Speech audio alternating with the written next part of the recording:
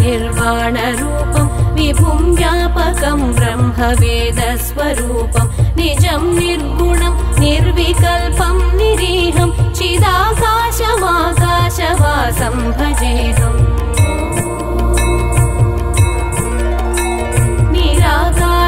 निराकारमोङ्कारमूलं तुरीयं गिराज्ञानगौतीशमीशं गिरीशं करालं महाकालकालं कृपालं गुणागार संसारपारं नतोऽहम् तुषाराद्रिसङ्काशगौरं गभीरं मनोभूतकोटिप्रभासी शरीरं स्फुरन्मौलिकल्लोलिनी चारुगङ्गा लसत्फालबालेन्दुकण्ठे भुजङ्गम्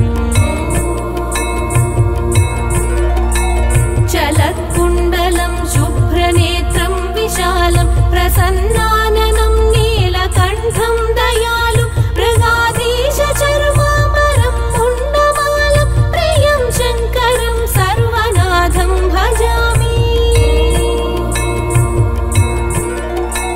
प्रचण्डं प्रकृष्टं प्रगल्भं परेशम् अखण्डं भजे भानुकोटिप्रकाशं त्रयीशूलनिर्मूलनं शूलपाणिं भजेऽहं भवानीपतिं भावगम्यम्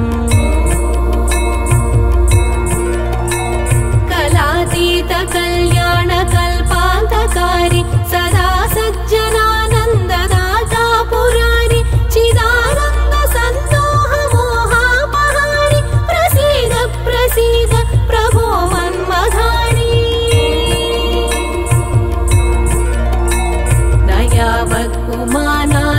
दयावत्पुमानाथपादारविन्दं भजन्तीह लोके परे वानराणां न तावत् सुखं शान्तिसन्तापनाशं प्रसीद प्रभो सर्वभूताधिवासम्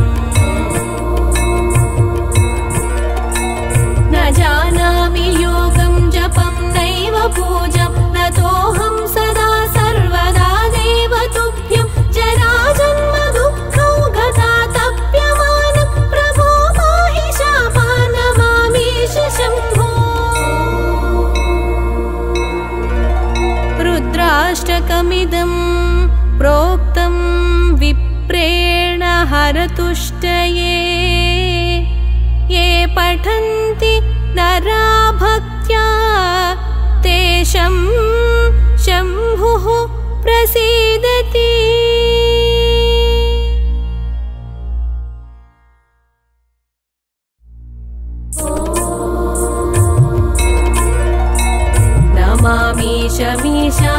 नमामीशमीशाननिर्वाणरूपं विभुं व्यापकं ब्रह्मवेदस्वरूपं निजं निर्गुणं निर्विकल्पं निरीहं चिदाकाशमाकाशवासं भजेऽहम्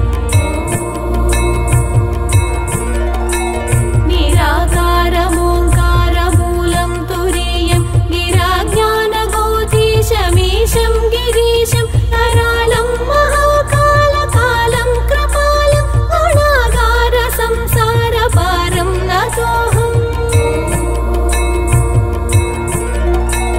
तुषाराद्रिसङ्काशगौरं गभीरं मनोभूतकोटिप्रभासी शरीरं स्फुरन्मौलिकल्लोलिनी चारुगङ्गा लसत्फालबालेन्दुकण्ठे भुजङ्गम्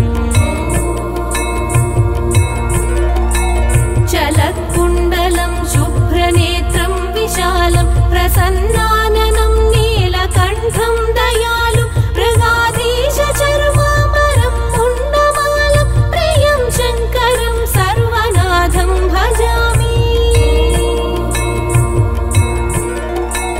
प्रचण्डं प्रकृष्टं प्रगल्भं परेशम् अखण्डं भजे भानुकोटिप्रकाशं त्रयीशूलनिर्मूलनं शूलपाणिं भजेऽहं भवानीपतिं भावगम्यम्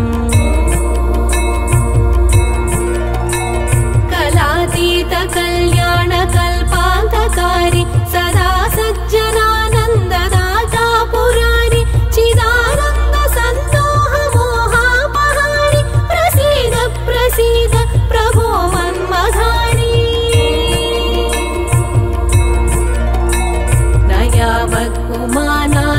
उमानाथपादारविन्दं भजन्तीह लोके परे वानराणां न तावत् सुखं शान्तिसन्तापनाशं प्रसीद प्रभो सर्वभूताधिवासम्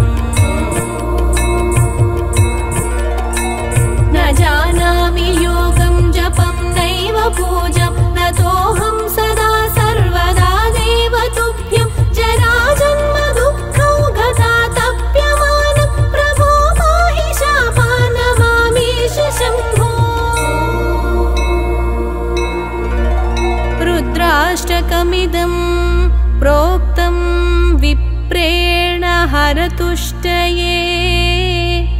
ये पठन्ति नरा भक्त्या तेषं शम्भुः प्रसीदति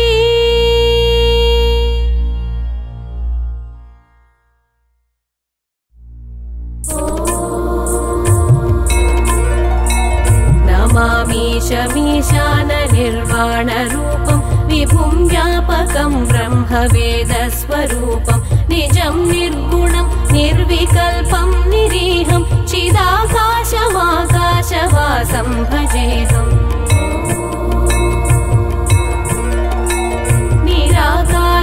निराकारमोङ्कारमूलं तुरीयं निराज्ञानगोतीशमीशं गिरीशं करालं महाकालकालं कृपालं गुणागार संसारपारं नतोऽहम्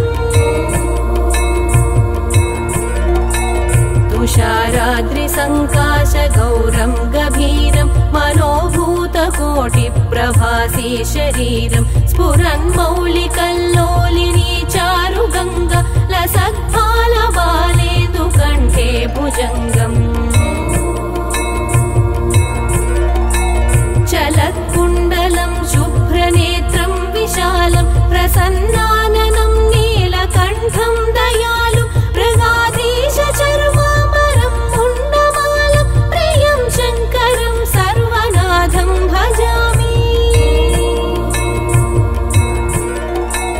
प्रचण्डं प्रकृष्टं प्रगल्भं परेशम् अखण्डं भजे भानुकोटिप्रकाशं त्रयीशूलनिर्मूलनं शूलपाणिं भजेऽहं भवानीपतिं भावगम्यम्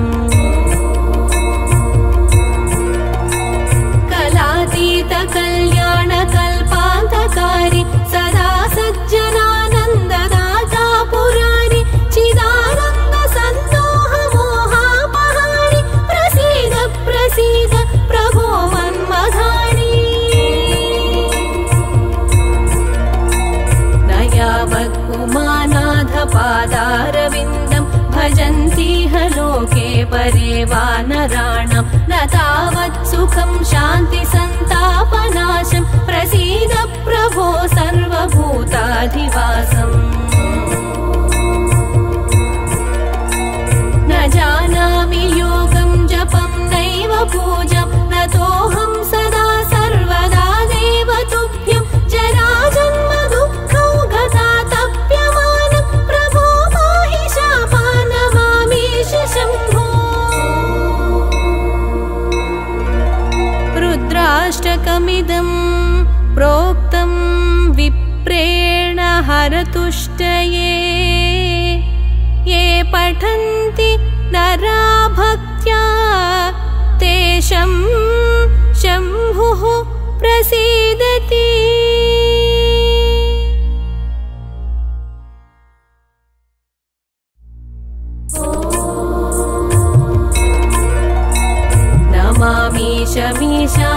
नमामीशमीशाननिर्वाणरूपं विभुं व्यापकं ब्रह्मवेदस्वरूपं निजं निर्गुणं निर्विकल्पं निरीहं चिदाकाशमाकाशवासं भजेऽहम्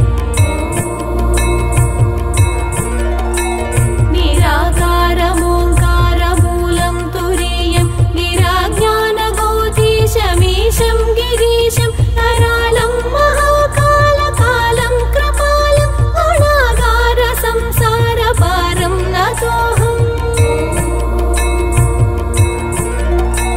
तुषाराद्रिसङ्काशगौरं गभीरं मनोभूत प्रभासी शरीरं स्फुरन्मौलिकल्लोलिनी चारुगङ्गा लसत्फालबालेन्दु कण्ठे भुजङ्गम्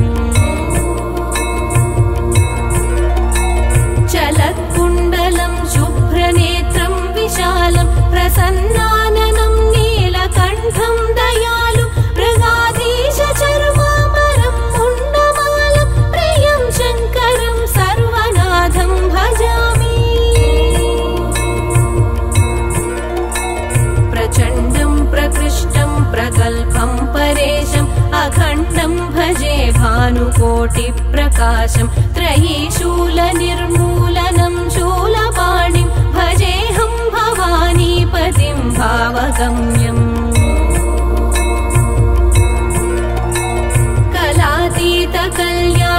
कलातीतकल्याणकल्पान्तकारी सदा सज्जनानन्ददाता पुरारि चिदानन्द सन्दोहमोहापहारि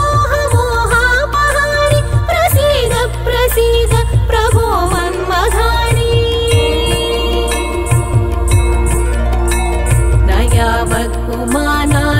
दयावत्पुमानाथपादारविन्दं भजन्तीह लोके परे वानराणां न तावत् सुखं शान्तिसन्तापनाशं प्रसीद प्रभो सर्वभूताधिवासम्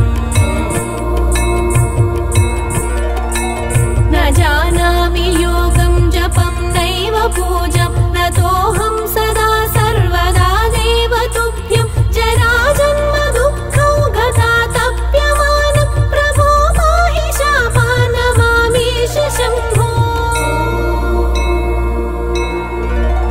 रुद्राष्टकमिदं प्रोक्तं विप्रेण हरतुष्टये ये पठन्ति नरा